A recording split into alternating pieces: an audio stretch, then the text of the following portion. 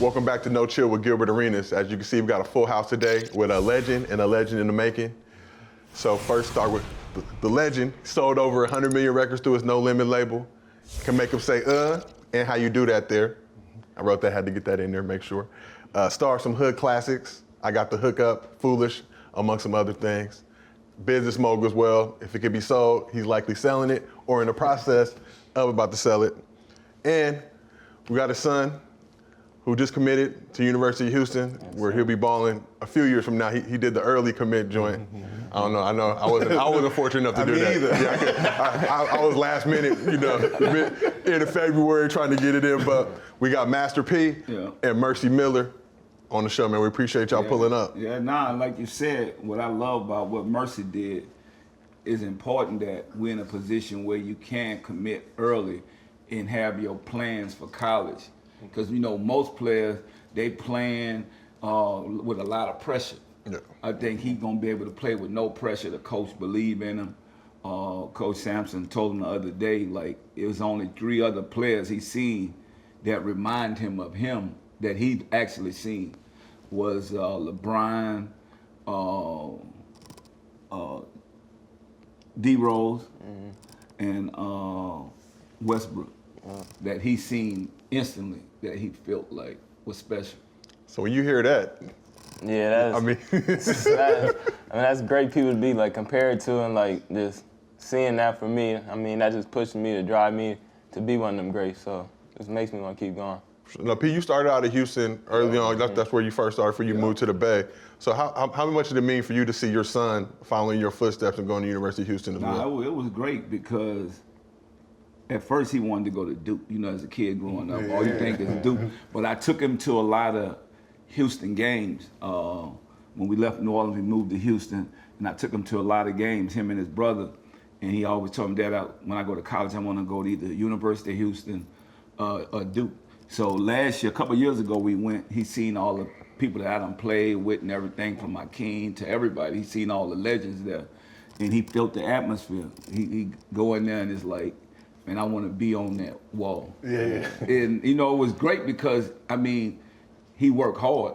Just not because he's my son, but people think, oh, he getting no favors. We've been doing this since he was 4 years old. He always played up. I think maybe he was 5 or 6 years old. He was playing with Jalen Suggs and Hercy and all those guys on the national AAU team, and then he took his own AAU team. He played with the Knight Riders and the PM Ballers. And this team that I put together, where you seen from DeMar to Brandon Jennings to all these NBA stars, come from this program that I have in California. I go in the inner city and get some of the top kids in the country. You don't know they're gonna be stars, but I stuck with them. And we didn't have to go through a lot of stuff that a lot of kids sold their souls to. And so we was able to help them cross their careers over, and then show my son the same thing. Man, you don't need to play for no tennis shoes and no backpack. Do what you do if you love it. And then because we seen a lot of kids, a lot of kids that were stars back then. We don't care about being ranked.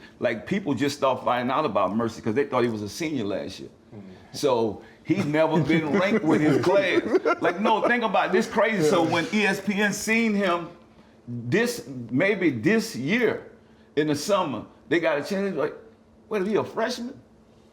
So all the other kids that been, way above him, they never really seen, because 8th grade he played varsity with Jalen Suggs and Chetnam, and they won a title. Then last year, as a 9th grader, he won a state championship, and if it wasn't for him, we would have lost.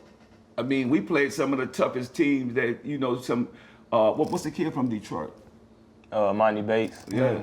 So we done played some of the toughest schedules out here. We don't run from numbers, we just look at numbers. We just like you, dog. Look, same way you look at numbers. We don't care who a person is. And that's how I played.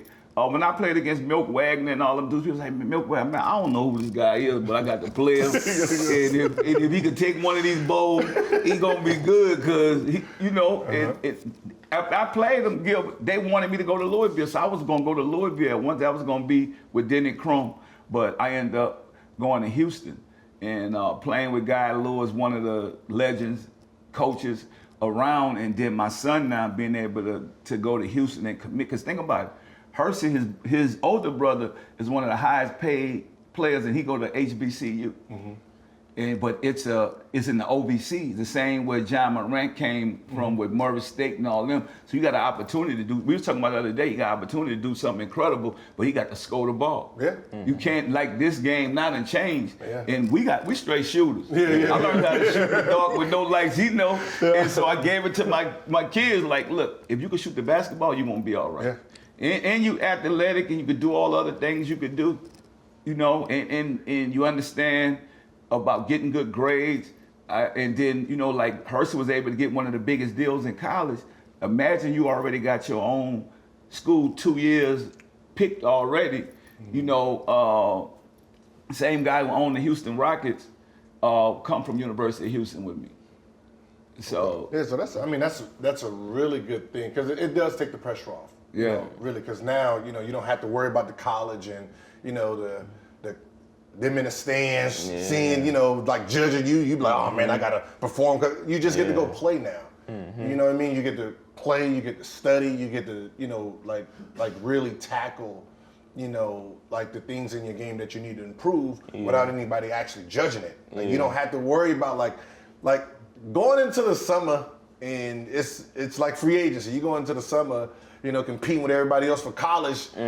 That's nerve-wracking. Parents in the stands just yelling stuff out like, no, just let me do me.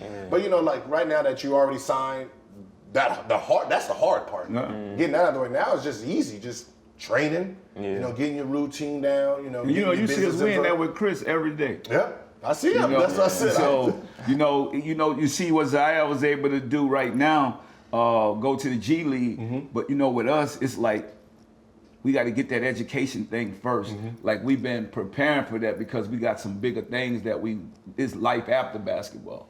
Basketball only lasts so long. And so we look at everybody's careers, all the greats, all y'all, everything that you done is like, at the end of the day, we got to have something to fall back on. We're not going to be able to play basketball forever, because Father Time is going to catch up with you. You look at the Lakers right now. First, we look at the Lakers on paper. We like, oh, this team look crazy. But think about it. So this people don't know, and I'm going to make him remember this. Back in the days, we used to go to the Jordan camp and play. I don't know if you remember this. When I got into it with Jordan, I played with him, Ron Artest. Look, let me be honest with you. We don't care. Like, everybody was scared of Jay at the time. We know he the best dude in the world. We got on the court. I told him, look, man, let's just go beat these old dudes. And Jordan was like, man, you a rap? I said, no, bro, I'm in the pros and I rap. They was gonna call the police. Actually, they wanted to put us, we just went hard, and beat them. And then, me, I'm gonna talk crazy once they're sitting on the sideline. And I got him and Artez, we was crazy, man. So you beat MJ? I need to know. We need to know. Because I didn't see the Scottie Pippen's book, so I need to know. Dude, let me tell you something. They play after the camps. Every day. Oh yeah, no, for sure. I know so that. You can beat. You might be the best player in the world, but guess what? Whatever you got, we going to them. We was wild. I'm just telling you back then. You imagine him, Ron Artest, and me. I already sparked it off. File them if they come to the thing. Like, they went to call the camp director, like, man, you show G, Jay, you want to stop the game? I said, nah, you from the hood, man, let them play. Wow, so. It was a good time. Because we saw the video with Jordan and OJ Mayo that's been circulating where Jordan was busting OJ's ass. So you telling me that you gave Mike that work. So where's the tape at? Let me tell you something. They probably have a tape, but it's not just me. All us. But I had the tape. That was the OJ Mayo was an older Jordan. Okay. So this Jordan was still playing. This is an active, thriving Jordan. 98, 99. Okay. Wow. Yeah. So it's still. Okay. Yeah. So he's still like. So we trying to assemble. We're trying to assemble. Yeah. And we don't care. You know me. I'm already like, look, man. We don't care who we play. We know what this is. But guess what? He get on this court. We got to do what we got to do. I haven't got dressed up in a while for obvious reasons, but I had to go out to a nice dinner the other night. And I looked, and nobody would deny this, sexy as hell, in my new Indochino shirt and slacks. I bought my Indochino shirt online and got it delivered straight to my front door. I went with the Hayton white blue shirt, added a pocket, and to repeat the obvious, I looked and felt amazing. Indochino offers completely custom fitted suits, shirts, casual wear, and more at surprisingly affordable prices. Every piece is made to your exact measurements, and you can customize every detail. Choose everything about your suit from the fabric, lapel, monogram, and statement linings. You can create a suit that fits you and your style perfectly. Indochino is now at select Nordstrom stores, giving you even more ways to get great fitting personalized clothing. Find your nearest location at Indochino.com. Right now, you can get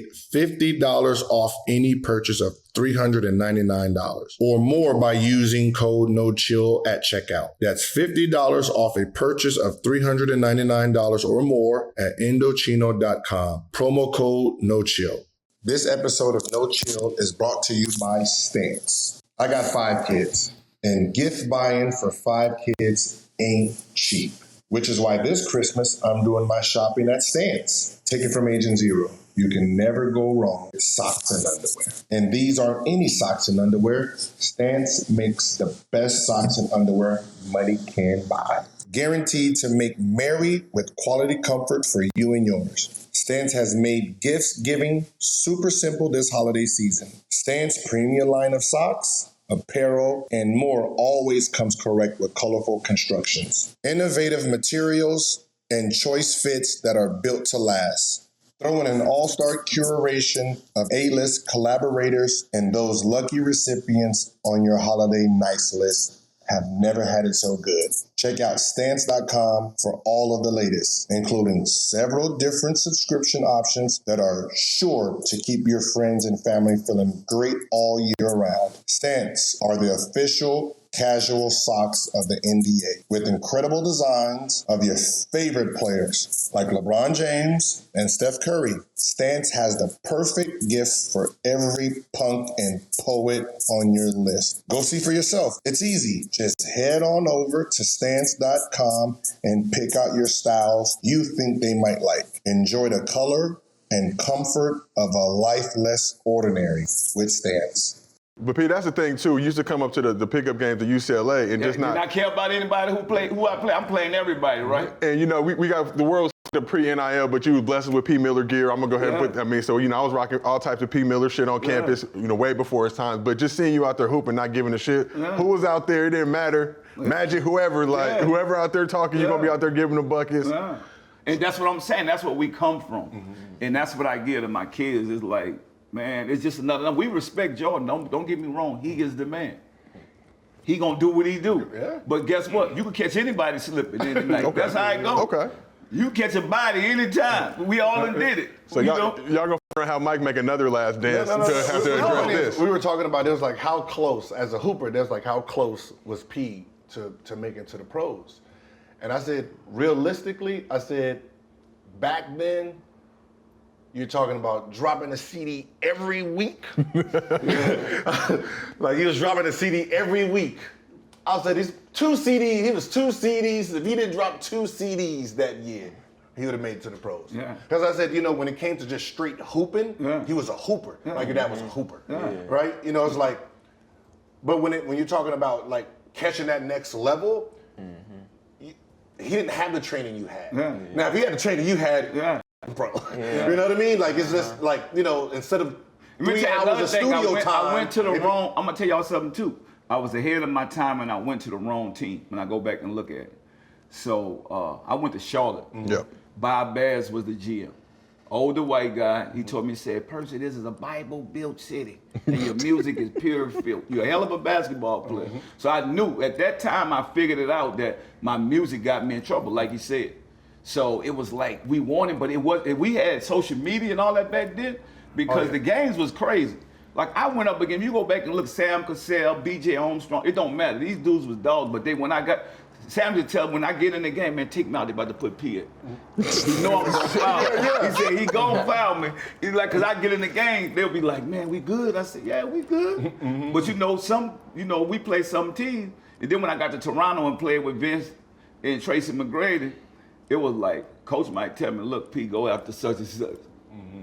So, they don't know, but now I got to be the bad guy. But I'm leaving with the, like even that people don't know. He know like back then, we had fights. We done had a couple of fights. But I ain't gonna put no names out there, but it's always whatever happened in the gym, stay in the gym. Yeah, You got to walk out with a black eye and say you fell out, that's what happened. Mercy, you ever go back and watch, because I was watching your highlights against the Grizzlies, so I want to know, would you ever go back and watch some of your Pop's highlights? Yeah, definitely. I see some of his films. He got a little shot on him. So, But that's what I said. Is like it's like, you know, remember, if you're the last cut. Yeah, the only you thing could be on the team. Like I said, the last cut is like somebody who's just probably too young. You probably you're not defined yet. So you're talking about, that's 3 hours a day. That's just 3 hours. So if you're in the studio making all these CDs, 3 hours. So think about this, that's right? 3 hours. You the last cut. Most of the last cut, somebody gonna get hurt. They're gonna bring them back. Yeah. With me, I'm like, you see what I'm saying? I gotta go to the studio. I got to go. I was the last cut. I know all the players. I know everything. As soon as somebody get hurt, they know me. I know they're gonna bring me back. But I was like, you know what? Because think about it. At that time, Muggsy Bogues was on the team. I was killing, man. That's my dude. But he wasn't the same person he used to be. He was at the end. But I realized too that was his last year. So they wanted to make sure he get everything they was deserved to get. And so I really just left. I'm like, all right, I get it. You know what I'm saying? But I know where I should have been at. It's good to have options, though. I'm saying, you know, the average human, they get cut, and it's, you know, I gotta go overseas, I gotta go wherever. You right back to the booth, dropping another banger. So I gotta know, have you beat Pops yet, one-on-one?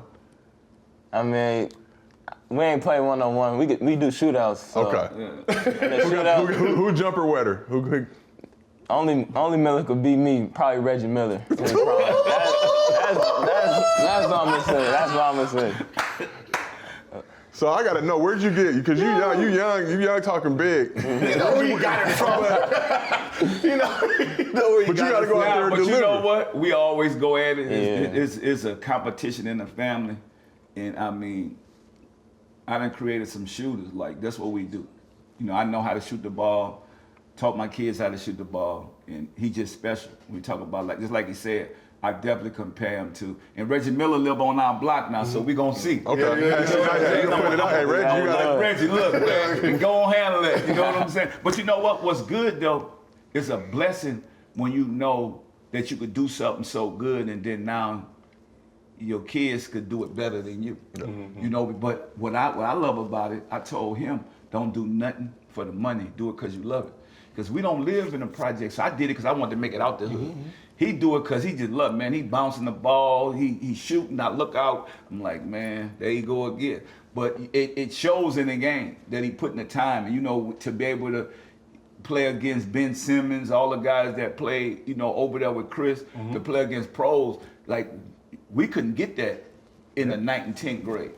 So that's a blessing to be able to see where your level at against, you know, professional athletes. So, nah, man, his skill level is at the highest level, and he done showed them, and I keep telling him, keep being a student of the game. Yeah, that's what I actually always tell people. I say, there's two roads. Yeah. You know, you're either doing it from pain because you're trying to get out of somewhere, or you love it. Yeah. And I said, when it comes to celebrity kids, like, they gotta love it because they don't have we ain't got no lights on, I'm gonna go to the gym and I'm gonna stay there. They don't got that. You know, they got everything they want. Now, man, let me tell you something. something. You gotta love it. He played LeBron them team in the summer. And LeBron sitting at the thing, LeBron asked me, who the hell is number 7? He killing us. I said, that's my son, man. He said, come on, man. But that was the difference to you see. He said, you know, he was like, Pete, that boy put in work. That ain't no, you know, if you at that level and you can see that, you know that this ain't been given a hand. Like they don't even have no call, man. You ain't get no call till you get to college. You know, and that's the way I've been. Ride your bike, ride the neighborhood. You know, ride your bike. Ride your bike. All them hills. But that gets you. You think about it. Most parents, they try to be friends with their kids and they don't push them. And I say, if you love you, and you love somebody as a parent, you got to push those kids. You know, and it's like you wish, you know, you have a parent that's gonna push you, so just let you all just sit home and play the video game. No, but you say you want to get to the league. How you gonna do that?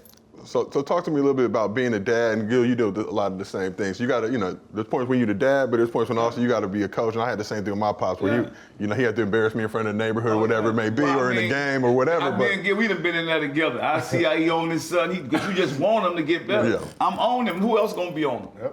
Think about it. Like the thing that I realized in life, I'm still scared of my dad today. Because he set them rules and boundaries and made me, somebody got to say, get up, go do this. If you don't have that, you just chilling. Yep. And I think that's the changes got to come in, because now, once these kids make it to a certain level, and we were speaking about, Kobe or whoever, you make it to a certain level, man, like you forget about that. Now the kid is the parent. And I'm like, we got to change that narrative. Because I watch a lot of kids feel like that, even though it's because you forget where you came from. And in the NBA, that's easy to do. Yep. Because I be telling people all the time, look at it. And I talked about this the other day, it's like these financial advisors, these agents and all this stuff, they think they running your life. If you look at it, I told somebody that the other day, I said, if a financial advisor take 5 or 10% of your money, somebody hook you up with that person. If you made $200 million, you done gave this person $10, $20 million. You don't even know him, you just met him 3 months. And so, but you think about that, did you get a person that take you to the gym every day? Now, I'm glad I'm in a position, I don't need that from my kids, but I feel like parents should be able to, the ones that did that and then went to the gym with you every day and brought you to the gym, you should be wanting to make sure they straight. That's just what I see, because I played, so people don't realize I played for Jelly Bean. So I played for Jelly Bean with the Las Vegas Rattlers. So, And it's one of the nicest dudes I ever knew. And I'm like, he's always be waiting for his son to come around and like, nah, we ain't waiting, bro. If I say be here, be here. That's what it's gonna be. Same thing with you. Everything you done did for your son, you done got him better, all this stuff. Think about it. Could he do that without you? He'll be chilling. Yeah. But he pushed him same way. He got better because I pushed him. And we don't want nothing but opportunity. We went to Minnehaha, not looking to start, not looking at nothing, but just get better. He got in, and then he took somebody's position because of the hard work. So I want to touch on a little bit of that. Minnehaha back in the day gave Sierra Canyon that work, but most recently you said you played with Jalen Suggs and Chad Holmgren.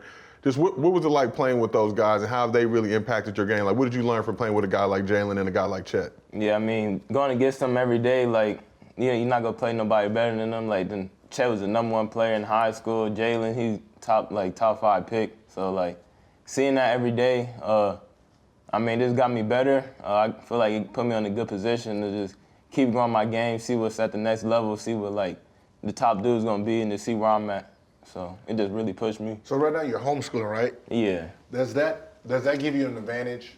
Because you get to work out. Yeah, I feel it. Put you on that NBA road, right? Yeah. But people don't understand that. But he only homeschooled for 3 months. Yeah. Oh yeah. 3 months. Yeah, because of the COVID thing, they allowed him to homeschool for 3 months. That makes sense. Because that's the thing. The difference between the pros and everybody else is we have time. There's time. Yeah. So you have time. So that's going to be the thing on the next level. It's you got your high school, you got that. In college, that's a whole different program. And then the pros, that's a whole different program. Yeah. So, it's really just adjusting to everything. That's why I said, when you homeschool, you basically set your own schedule. Yeah. That's more like the pro style. So you can, 5 to 7 work out, do some school work, then work out, eat, work out, do some school work. Yeah. So you get to really just set that whole thing up.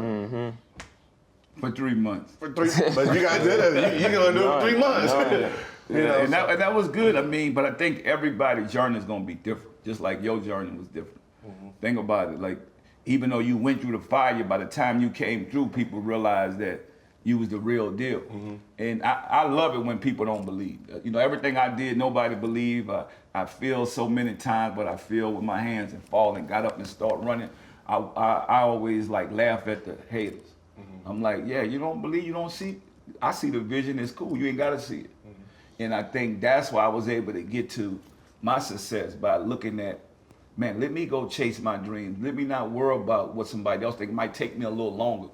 Even to get to the league, think about it. You had to be able to be a serious basketball player. Because back then, we ain't had social media. No coach gonna let you come in a gym unless, so I was, now this, when I do my basketball story, you're gonna see it. This is the thing. I went through the CBA. That's what people don't know. I didn't just get invited to the NBA. I was in there with not Earl Watson, no, Earl Barkins, all those guys, Moochie Norris, all those dudes, Matt Bowens. Think about it. Matt Bowens didn't just come into the league. Yeah. He had to go through the fire Was with that everybody Long Beach else. or what? I mean, I played with Matt at UCLA. I remember Matt had the Escalade when he first got drafted, 24s, whatever. Yeah. And then he got, bounced around next year. He was right back in his old Tahoe from he high was school. in Long Beach leagues, all kind of stuff before he got there. And people don't know, like I had to go dominate that. So they don't even know I got a couple 10 days with Dallas. So you play hard in the CBA. They come, you get 2 10 days. You get the state. You know what I'm saying? So I was getting 10 days going into the league. So I want to be able to show these kids that like it was a journey. Getting on them little planes, flying in there, doing what I had to do. I just didn't go you're gonna go to the NBA. My journey was different. I didn't get drafted, so I had to go through the CBA. Yeah. And that was a journey. I played with Fort Wayne Fury. And so, but when I got in there, I realized that what my level of talent was because I thought to me, the CBA was harder than the NBA. Because everybody grinding. Everybody was grinding. Everybody it was real. fighting. Like when a coach come in the gym from the NBA, man, you might get hurt. I'm just everybody fighting. Yeah, everybody fighting. Yeah. And then there was no D League then. No. That's G League. There was no D League. Yeah. There was no D League. Yeah. So how much did that experience hooping, everything you went through to get to the league, have an impact on you starting the AAU program, working with guys like DeMar, Brandon Jennings, like you mentioned before? Yeah. Just, how important was that for you to give back to the community and start coaching? Like I think that was my biggest asset that I had to fulfill that dream. Like I wanted to take these kids on this journey and let them see. Because I mean, even you talk about the ones that make it, if I tell you the names that didn't make it, that was superstars. So, you might think just because, you're doing good in college or you're one of the top high school prospects, you might not never, look at Lenny Cook. Think about it. They were saying he was better than LeBron. So my thing was having that program and teaching kids more than just basketball. Because I'm probably the first guy to take Brandon Jennings and DeMar and take them out of Compton and take them fishing. Like we was doing stuff besides basketball. And I think that was grooming them to be, good people, to be good men. And they don't do that for us. Because when you look at it, you don't see too many people look like us successful that can do that. And I tell you all the time, that when you're a blessing to others, God will keep blessing you. And I just think that's what happened with me. It was like,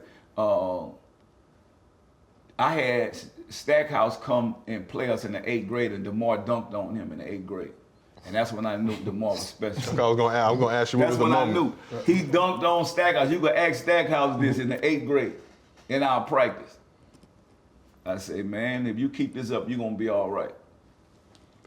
I remember them, the Source back in the day, but it'd be Romeo and DeMar with the P. Miller gear. That used to be my favorite part, get to the end of the magazine and see all the promo pages. So when did you bring DeMar on? You said, when did you bring him on and when did you, 8th grade he dunked on Stack, but when did you really know, like, all right, this dude is gonna be a pro? Well, I really didn't know like 6th grade, 7th grade. We just, he stayed in the gym. Even though he lived in Compton, a lot of stuff was going on, a lot of kids was getting killed during the games. And I just like, man, y'all stay in the gym. Him and Brandon, we need to keep y'all in the gym. And they end up being friends with Romeo. And we just stayed in the gym because I love basketball. So I'm out there working all the time and working on my game and then being able to coach a team. That we started the P. Miller Ballers. We started in Houston. So I had a team in Houston, a lot of inner city kids in Houston. Then we moved to California. I started a West Coast version of the P. Miller Ballers, and that just kept all those kids off the streets.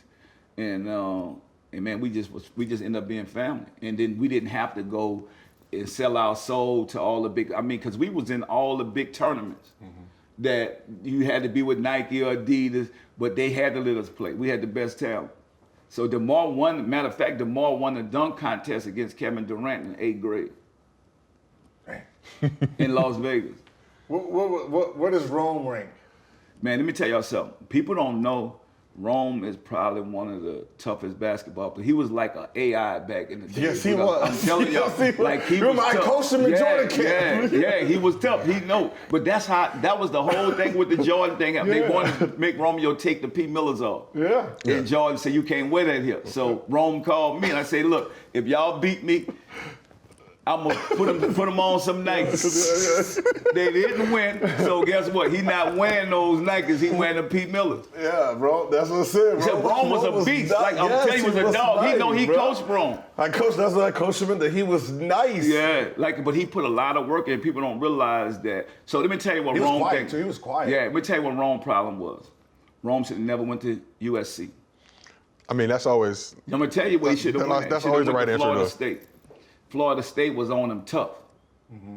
And he went to USC, him and DeMar to keep it close, but Florida State wanted him. Like if he'd have went there, he'd have turned into one of the top. Because he played against what the guy from Seattle that ended up being one of the top guards. He just got out the league. Jamal? No. No, he went to Washington. Isaiah Thomas? Yeah, Isaiah Oh, Thomas. Isaiah. Yeah, you can go back and look at footage. Go look when USC won that year. They made it to the Sweet 16. Rome played against UCLA. You go back and look at all these games. He did his thing.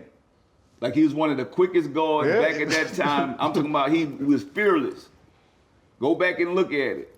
Like he really and he could dunk back then. I know that's what I said. He had he was So he people was be small, thinking- had boosties and all. So people get caught up with all that stuff that but people don't realize basketball in our family, it's like the whole team atmosphere. And you love it. And because we was passing that down from generation to generation. I got uncles, my aunties, they all played basketball. And so it made me have to play. I had girls in my family that was just beasts. We lived in the ghetto, so the girls were just as cold as the dudes. So, but it pushed you.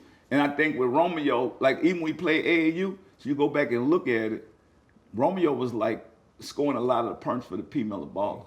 So you go back and look at that, like he was doing his thing and it got him up to the next level where he needed to go at. Yeah, I had it was you guys, it was the Miller family, and then it had the Wayne's family, right? Yeah. So I got both groups. Yeah. And I'm sitting here yeah, the Waynes they not playing basketball at all. They not gonna be basketball players. Not at all. They did not care nothing about no hooping. But Romeo took it serious. That's why I said it was always he's Till this nice. day, He's right nice. now, Rome could play against anybody. Yeah, it was he's nice. Yeah. So let's talk about Hercy a little bit and just kind of, look, he got offers from UCLA, SC, Mizzou, LSU, a bunch of big time schools, but kind of decided to forge his own path by going to Tennessee State, going to HBCU. So when he told you he was doing that, did you have any reservations about it? Or were you like, just go get it? Yeah, I really wanted him to go to LSU. Okay. And so, we're going to see. I told him, going to HBCU is different. I want to support HBCUs. I want to get out there and help. But, even watching him going there, I mean, he's sacrificing a lot. Because if he'd have went to UCLA or LSU or one of those schools, he'll have everything he needs. I look at some of the facilities, so he put in the spotlight, but I think at the same time he's doing a lot of sacrificing I hope everything go well. You know what I'm saying? Because when you look at it, think about it, when you went to Arizona, there's a lot of things that you have, like even with a HBCU, they all sharing the same weight room, the football, basketball, baseball team, track team. It's but the HBCUs got money, so we have to stop having educators run these programs when we need business people to go out, because these are all state-funded schools. So they should have just as much money as a Vanderbilt is in Nashville. But, they told me, I was watching a thing on the news out there, they owe Tennessee State $500 million.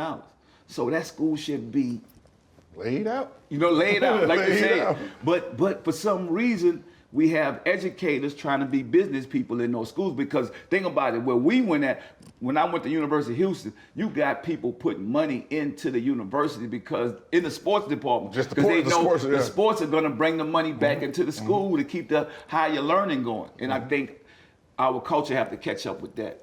Okay. And I think that's the part that I see. You said something that's very important for other parents. Yeah. Right? You said you wanted him to go to this school. Yeah. he chose that school. Yeah. You wanted him to go to Duke, he chose this. Like, you know what I mean? So Yeah. it's one of those, like, you give them the power to walk their own path. And I'm a supporter. Yeah, you know, and a lot of parents don't understand that sometimes where, you know, you're trying to, you know, you force your kids a certain way and they're not gonna love it. Yeah. You know, and it's gonna be a failure because if they're not mentally ready for it. Yeah, you or make it, mentally for me, I'm letting my kids make their decisions, especially, you know, when you talk about education and all these things, like they got to go to school. I can't go to school for them. They got to play basketball for these teams. So whatever that coach told him, he felt like, because, you know, when you go to a school, you have to believe what the coach believe in you. And so I think that the coach at Tennessee State really made him feel comfortable that he believed in him and he could get him to the next level. Same thing with Mercy. Coach at the University of Houston made him understand that he believed in him. And what's crazy, he didn't even come to see Mercy. So nobody knew about Mercy. Mercy played with the Houston team, the JL3. JL3. The coach went to see somebody else and came in the gym and said, who is this kid? And that's how it happened, I think, and you know it's genuine. Because he didn't even go to see him. He didn't know who he was. Hey, that's it right there. That's how you get it. But that go to show you that somebody really care about you is genuine. It's not like make believe. Yeah, for sure. And so you don't have to figure it out after that. Because all we know, you could go to any school. You go to mid-major, you don't have to go to big blue school no more. So you could go to, and the thing about Houston, they went to the Final Four last year. So their program is going up. And when you look at like a Duke, that was his two schools. Duke doing this, when the coach leaving, now he wanted to go play for that coach. But Because even when they offered me, it was like the coach, like, usually like it'd be an assistant that call you and offer you, like, it was the head coach, like Coach Sampson, like. Okay, So how you feeling? You get that call, it's Coach Sampson on the other line. He tell you he wants you to come to Houston. I mean, it was a great feeling. I mean, went there a couple of times. It was like a family atmosphere. Like, all the people there, they all riding for them. So, I mean, it's just a good feeling. And definitely where I wanted to be at, too, so. And the coach real though, you know, he a real coach like us. He gonna tell you when you wrong. He gonna let you have it. You know what I'm saying? It ain't no BS. It's not no fee. He gonna push you. Say, look, I'm gonna push you because I want you to be better. That's what I want to be around. Exactly. I don't want to be around no yes man or somebody just gonna say whatever to get me there and then change. Yep. You know, you got to be able to go somewhere and grow and get better. It's on you. This episode of No Chill is brought to you by 8 Sleep. Good sleep is an ultimate game changer. More than 30% of Americans struggle with sleep, and temperature is one of the main causes of poor sleep. If I work out at the gym all day, I'm still going to be running hot when I hit that pillow. And I got tired of a hot mattress making me not tired. Now, I am falling asleep in record time faster than I have before. All thanks to my 8 Sleep Pod Pro Cover. The Pod Pro Cover by 8 Sleep is the most advanced solution on the market for thermal regulation. It pairs dynamic cooling and heating with biometric tracking. You can add the cover to any mattress and start sleeping as cool as 55 degrees or as hot as 110 degrees. The temperature of the cover will adjust each side of the bed based on your sleep stages. Biometrics and bedroom temperature reacting intelligently to create the optimal sleeping environment. The result? 8 Sleep users fall asleep up to 32% faster and reduce sleep interruption by 40%. Pod Pro Cover by 8 Sleep is being used by the top athletes like me all over the world, including 2021 fitness man on earth, Justin Medeiros. Good sleep is the ultimate game changer for recovery. And now you can go to 8sleep.com/nochill to check out the Pod Pro cover and save $150 at checkout. That's 8sleep.com/nochill. This episode is brought to you by Peloton. Most people wait until after New Year's to start getting in shape, but Agent Zero is here to tell you that getting more cut than a Thanksgiving turkey doesn't have to wait until 2022. Peloton makes working out simple, convenient, and fun. I ride my Peloton almost every morning. It's easy to be consistent when you can work out right from home. The holidays are crazy, which is why now is the perfect time to get your Peloton. It's hard to find the motivation to fit in a workout during the busy holiday season. But with the Peloton, it's something I look forward to while I deal with my 5 kids and all my extended family. Peloton makes fitness entertaining and fun. Peloton instructors curate playlists to motivate you for every mood. And Peloton has endless class variety to keep your workout feeling fresh. Get free access to Peloton app when you purchase a Peloton bike. Your favorite classes go where you go this holiday season. Visit onepeloton.com to learn more. Try Peloton classes free for the rest of the year. New members only. Visit onepeloton.com/app to learn more. Terms apply. Peloton, when your workout is a joy, it's a joy to work out. So the NCAA just changed the name, image, likeness rules. I know, Gil, you could have cleaned up back in the day. I could have made at least like 200, 300 bucks. At least 200, 300. But Hercy, I think July 1st it went into effect. Yeah. July 2nd, Hercy's got a $2 million deal with Web Apps America. I mean, I think it's still to this point the most lucrative deal that's going on. I mean, just tell me, how did that deal come into place? So everybody else was looking for shoe companies. They was looking for all these other different things. We said technology. So we do business with all these tech companies from China to over here, and these guys are looking to find somebody to invest in and build a company and a brand and be on that spotlight. And it just worked because they also wanted to do something with an HBCU. And that just goes to show you how God work. And with us thinking outside the box, well, my nephew, Donald, who you know you went to school with, he was at UCLA. So that's what he do. He do all Hercy name and likeness stuff. And so he tied these companies together with Hercy. And we've been working on this for maybe about a year and something when they kept saying this was gonna happen. So it wasn't an overnight process. We just had to get it cleared by the school. And once the system said that, you know, now it's in effect, we was ready to go. But this was a deal that was been worked on for over a year and something.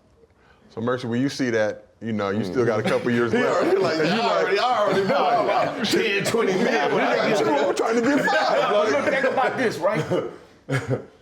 When most kids had to go to the G League, he'd have made this type of money and still could go to college. Mm-hmm.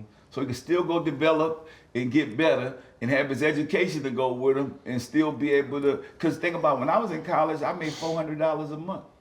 And we was one of the top schools in the country, but all I got was $400. So I don't care who you was, if you was a king or whoever, $400. And so you know you had kids that was going out doing stuff, crazy stuff, because you ain't had no money. Because you know my parents live in the projects, so I'm sending that $400 back home to them. I can't even spend that. We don't have that. So you got to imagine kids out there doing stuff that they don't want to do. They just broke. And so you imagine they selling your jersey, you on TV every night. You know, you ain't getting none of that. None of that. And you see the school getting $10 million a game, and you like, man, we got $400. So I mean, it's really a blessing, to be honest with you. It's a blessing that now these kids have been able to benefit off their name and likeness. This should have been happening. But it got to be. It's still like, because the parents aren't business savvy. Yeah. You know, so they not benefiting off, because guess what? And that's why they can't. That's why you haven't heard no business, because the parents ain't business. They don't understand what the business side of it is. That's what you expert in. That's what I did. I went straight. I said I'm going after technology companies. While they going after all these insurance companies and all, like those, they got pros. Like what you gonna give a college player that when we already got Chris Paul and all these other people? I'm like, no, you got to do something outside the box. So we broke the mold, thinking outside the box, saying, let me go get a couple of these Japanese companies, all these different companies that they got billions. This little money to them is nothing. And then be in business with us. And then, you know, the only people that probably could do it at that level right now is me and LeBron. Because now they wanted a piece of me and a piece of my son. So that's what made the deal work. And I think LeBron could do the same thing with, they want a piece of him and they want a piece of his son. You know, and I think but it's a blessing, because a lot of people think, oh, I'm in the shadow of my dad. And nah, man, look at, when you look at D Wade and them right now, like, man, I love that. Like, man, take advantage of what you could do. Other coaches do it. You're not gonna put your son on if you can. Like, that's crazy, especially if he work hard too. Yeah. Man, people don't know. That's what we supposed to do. He in the gym every day. Was that do he work hard? Yeah, he work. Man, that dude work hard. So all that stuff they talking, that man work hard. We watch like this a physical sport. You can't hide this. Like you either gonna work hard and get better or get exposed. Like I remember me and D was talking about the son, and he was like, man, I don't, he was like, I don't think he love it yet. And I was like, he got time. I said he got time. I said he got time. And then I remember when he was like, I think he's starting to love it now. Yeah. And he's been in the gym last 2 summers just going. I seen him in there with Chris. Going, right? He's a whole different player than he was in high school. Guess what? Think about it. Everybody's journey is different. Yep. Some people gonna go to college. Some people go straight to the G League. He was able to do it the way he did it. It's a blessing. So he still got to go out there. He still got to go play. He still got to go out there and play. He got to perform. Of course, his dad's going to draft him. Why not? Yeah. Right, but when they said that, that's like we see enough white privilege everywhere. It's like shit. It's about time I see some black privilege. You still got to go out there. But I'm just saying. But having the ability, like I can't tell you how many kids I work with because their last name was whatever that they got put in a position. It's like, but yeah, once you get there, you got to go do something with it. Listen, if the Lakers got the #1 pick and Bronny Jr. enters his name in the draft, I know damn well Bron like, #1, let's go. He better than shit. Why not? Why not? Why not? And guess what? He still gonna have to be able to play. Got to play.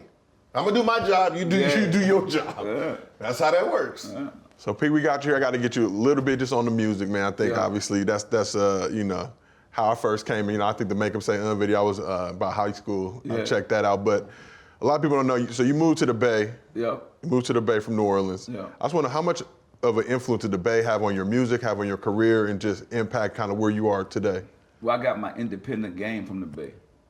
Everybody in the Bay was selling their own stuff, and to be able to be around like producers like E.A. Ski, like this dude was Dr. Dre before Dr. Dre, in the Bay, making bangers. Like, and I ended up hooking up with him, and I really realized that maybe I got a career in this.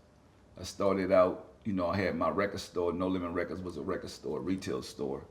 And I had everybody coming in there. So I was thinking business back then. People don't know, we wasn't always successful. I had to sleep in the back of the store with Rome, and his mom, like that. We didn't have it. We was building. So it was cold some days, it was whatever, but we made it work. And we got an opportunity to grow and learn the business. And so I've always was a student of the game of basketball, student of the game of business. And I really learned the music business from having my own retail store. So people say when they see those CDs with the gold and diamond things on the back of them, because when at my store, NWA, Ice Cube, the Ghetto Boys, all this stuff was dark. And so I'm like, I can't really see it when people come in. So I say, if I ever put out music, I'm gonna light it up. So, I came with the ice cream man with the whole white suit so people could see, and then the diamond things on the back and all the loud colors. So when you walk in the store, you see our product. And I went to University of Houston. I majored in business communication, and I always understand marketing. So marketing is what I specialize in. And so for me, the Bay was able to give me that experience to, sell my CDs out of the trunk of my car, hit the town, figure it out, fail a couple of times until I got it. Man, I remember I used to sit in the radio station, and this I tell kids all the time because everybody want to think they got a hit. So if you got a hit, you got to believe in it. So I sit in the radio station in the Bay because, I sound country, different from everybody else. E40, Too Short, Tupac. I don't sound like nothing like them. So I'll go in there. And the guy say, well, what's the song you have? I say, Body Body. He played it, he said, I don't think this is gonna work out here. Come, next week with another record. I'll listen to that and see if you have something that'll fit. Come back with the same record, Body Body. He said, what you got, Body Body? About 6 weeks, the same record. He said, man, look at me. I'm gonna just play this for the fans. I said, can you just play it for the fans, sir, one time and see? He put it on. Next thing you know, he jamming. The people calling in say they love it. This the new one by Master P. But the consistency and me not giving up and going through the adversity, I feel like I got that from the Bay, and I love the Bay for that. The people that was around me, but a lot of people didn't make it with me because they couldn't hold on, and I think that a lot of people didn't really see the vision because I was country. You know, like I had to go back home to New Orleans to actually make it, to cross over in the music industry, and then come back. So wait, so Bada dropped in the West? No, so I made the song. I had brought a bunch of the producers from New Orleans up there with me. And so we made the song going back and forth. We had a little apartment up in the Bay. And so I made the song. Matter of fact, I made the song as a commercial for some store. And then I turned it into a whole song. Because it was this weird thing, because you know, in high school, that's when everything was dropping. Yeah. When I was in high school, Yeah. so it was weird how, and it kind of makes sense then if you was in the Bay, that the West Coast, like from South to East Coast, Yeah. like we didn't really mess with, like we heard Wu-Tang, but we Yeah. didn't really mess with Wu-Tang. Yeah. Like I didn't listen to Jay-Z Yeah. till I was in college. Yeah. Like Busta Rhymes was like, Yeah. but it was like, for some reason, Master P stuff just stuck. It was Yeah. just everything. Don't know what. That's what I said. I didn't know why. It was like all Now, 'cause your let me tell music you was something. a West. It was just a West Coast vibe. So Eazy-E was down here. We went to every swap meet. I put all my music in every swap meet. I was in every hood, passing out CDs. So you know, I really wasn't on the Crips and the Blood thing. So I might have a blue shirt on or a red shirt. So I'm trying to sell my CDs. So I'm in South Central somewhere, and like I got one of my CDs. Dude said, "Man, what you doing back here?" So like, maybe I had like a blue shirt on. It's a red neighborhood. Yeah. I'm like, "Look, sir, I'll come back here. I got a CD, man." He said, "Man, you got a what? You better take that shirt off." And so look. He said, "How much you want for?" I said, $19. He said, "I got 10. I said, "I'll take that, sir." Look, I seen the dude with his gun, so I'm like, "I'll take that." And look what he have. It better be good. I said, and that's when my music started spreading because I was going places where nobody wouldn't go. Yeah. And that's when I created the West Coast Bad Boys, so people don't realize I created the West Coast Bad Boys. I put all these West Coast artists together, which nobody said it could be done. But I was in every hood, every project, wherever, from the Bay to LA. And so Eazy-E used to take me to the radio station, the Julio G, and that's how I got Body on the radio in LA. Yes. See, we was hearing. That's what I said. We was hearing all that music. Like, was it Fiend? Yeah. Mia X? Yeah. We was hearing all that Yeah, music. but that's how it started. Me coming to the swap meets and then hooking up with Eazy-E and just going down to everywhere. So you talked about the album covers, and that's the thing I remember, just how luxurious they were. But they're like pieces of art. Like when you went, you were just like, this is so elaborate. I'm looking, the diamonds are glistening. So I want to know, what's your favorite album cover? Because y'all had some amazing ones. What was one you saw like, yo, this is it? Well, I think The Last Dime, because it moved. So you see all the jewelry and all that stuff. It moved like nobody ever seen See that. that? Yeah. So I went to the guy and asked him, the guy from Pinnacle Pixel, could they do that? And these guys, I mean, they did a holographic CD, which never been done. Yeah. And when people see it, they like, this thing moving. So it really changed the game. Yeah, because we still had the walkers. Yeah. Because my pregame was always, it ain't my fault. Yeah. Like, brother, that was my thing. It ain't my fault. I'm about to score 100 on y'all. Being I'm in the crowd, just yes, sir. Now, that's what I said. I was like, yo, why was we so stuck on the South? Yeah. Like we didn't listen to Scarface. We didn't listen to none of them. It just why we stuck on the South. Well, you know what, too? The music And then when you was, signed Snoop, it was over for the us. music Yeah. was more slower. And that's what, so I tell people all the time, when you get in business, find a problem. So a lot of the South music was slow, because if you listen to Scarface and them back then, it was slower. It's more screwed up, all that type of stuff. But my music was more rowdy. Yeah. And I think that's what people really jumped on it because it made you jump. When you hear make them say, oh, you ready to get up, you ready to do something. No Limit Soldiers, you know what I'm saying? Like, that's what people always tell me, say, P, man, back then, your music really made us jump up and want to party and have fun. And I think that's what we did that a lot of people, you know, they didn't want to do because everybody wanted to be hard. Yep, that was, that everybody wanted to be hard back then. And had the party music. But even the chains, the tanks, all, I mean, look, we was rocking the fake joints. No, they fought to who that want to do that. Yeah, I remember. I remember them at lunchtime when fights was going on and he playing it. Who that say they want to do that? Oh, they about to get it on. That's the theme music right there. So talk to me a little bit too. Like Cash Money was coming up around the same time as y'all. Was there any beef with that? Or were y'all cool? Did y'all respect each other's grinds? Did y'all work together? No, we just was from two different places, and I think it's good that they was able to come up, but we was just from two different neighborhoods. You know, they was from the Magnolia, we was from the Callio. So, but we mostly, both of us was always on the road. Like they was on the road doing their thing, we was on the road doing our thing. So. You know, a lot of people thought that, oh, they got beef, but man, we live right up the street from each other.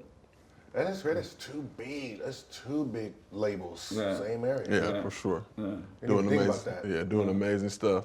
So I know you said back in the day you used to open up for Pac. Yeah. So what's something about just your experience with Pac? What's something about Pac that a lot of people maybe don't know, don't realize? Man, no, Pac was like one of the nicest dudes you want to meet, man. He wanted to put everybody on, and. Like that was, you know, when he went places, he took care of everybody, you know, and I mean, dude just had a good heart, you know. I know he got caught up with all the other stuff, you know, but being in that environment, and that's what I try to teach my kids, like, man, you are the people you hang around. And so I think that's what really changed him, because dude come from theater, doing all from, you know, he really was, but you could turn into a monster. You know what I'm saying? If you around that. If you're around. You know, think about it, man. The hood gonna recruit you. So you know gangs gonna recruit you. So I just feel like, man, that dude was on to something big. Like he was just way ahead of his time. I mean, his music now, it's timeless. So last question I got for you. You performed at Astroworld. Yeah. Obviously, there were some tragic events that went down. So I just want to know, when you heard about what happened, you guys performed it in the daytime, you had another show you had to get to. You were supposed to perform at night, but when you heard about just all the situations that happened out there, just what thoughts, you know, what were you thinking when that happened? I just, you know, my prayers went out to the people that lost their lives and their families and their loved ones, man, because, I mean, it was a historical day. I mean, it was like 50,000 people out there. When we performed early, so people was mad because I performed early, but they didn't know that I had a show in Baltimore that night. So I told them, do it as a guest instead of being a headline artist, which, man, God just worked in mysterious ways, because it was turned up when I came on. You know, as soon as I came on, when I come on, we make them say, oh, they went crazy. So it was like, but I told them, I said, man, you know, let's have fun. Don't nobody get killed or die. Because, you know, I was thinking like, you know, people getting drunk and people, you know, getting violent after the show, because that's what I'm thinking, but I didn't know that people was gonna get stampede and, you know, maybe it's a drug issue or something, like, you know, we gonna find out, we really don't know. But it's just crazy, man. I tell people, man, you gotta really love your family. You never know who gonna walk out that door and who might not come back. And so, man, it's a terrible tragedy, because I never heard of nothing. Like 8 people died, like that's crazy. Yeah. Like as an artist,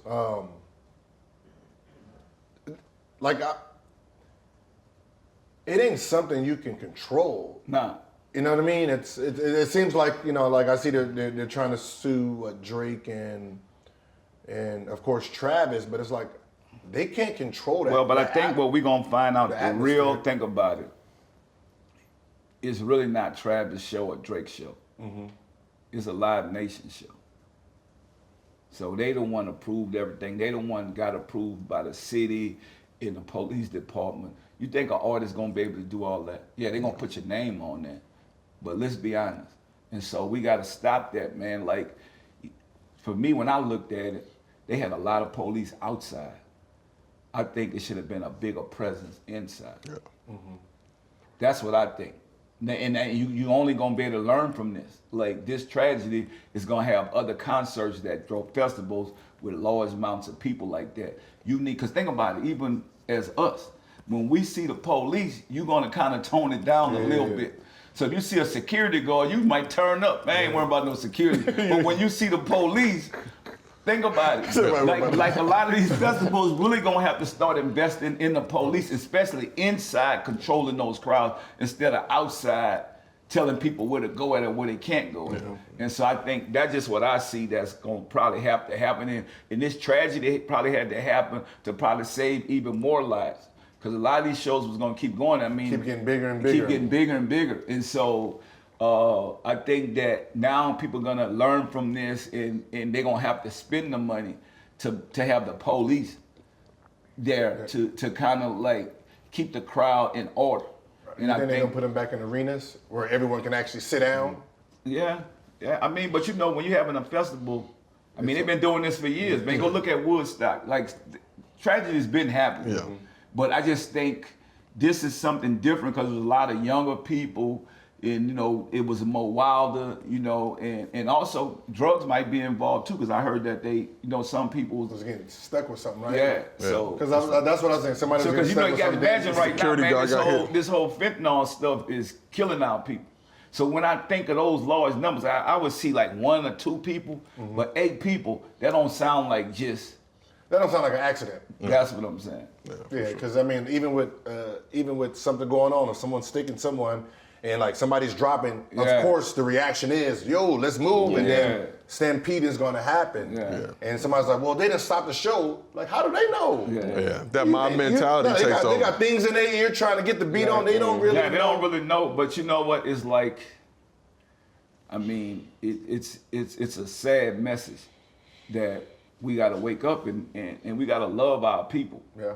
You know, because I think people really, you know, we had COVID-19. We got a lot of people that died. I don't think people realize how short life is. Appreciate your loved one. Tell them you love. Everybody think they too cool. You can't tell your people that you love them, or you might not see them no more. And I think this is really like in the music industry, in the entertainment world, this done really shocked a lot of people. So, Merce, I want to ask you, because you kind of like that target demo for the Travis Scott fan. What does Travis Scott mean to your generation, just in terms of, you know, fandom? And because he kind of transcends. It's like a rock star, superstar type of level, kind of like your pops back in the day with us. So, just kind of, what does he mean to y'all? Yeah, he's definitely like a superstar. Like, I mean, a lot of people look up to him. He's from Houston. I mean, it's just, he's a cool artist I listen to.